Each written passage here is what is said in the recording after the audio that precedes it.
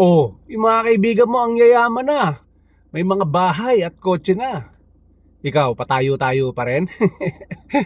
Kaibigan, bago ka mainggit, pakinggan mo muna to sasabihin ko.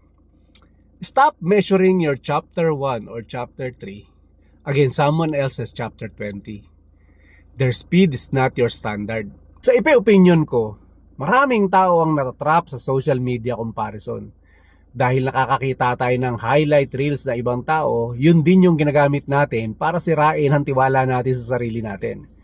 Comparison is the ultimate thief of joy.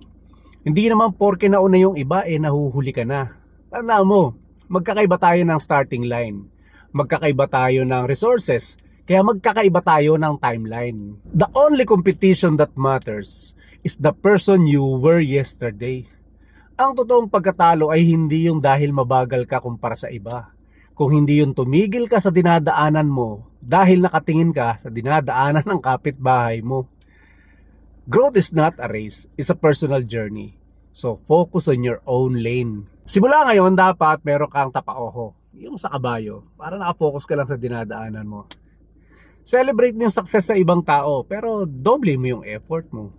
Masusukat mo naman yung progress mo sa daily discipline at sa nadadagdag na skill set sa'yo. Keep taking small step forward.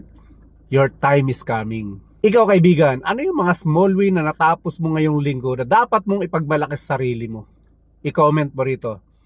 And share mo to sa mga tropa nating nai-stress sa buhay. Follow mo na rin para sa mga gantong klaseng positivity and mindset shift content. Opinion ko to.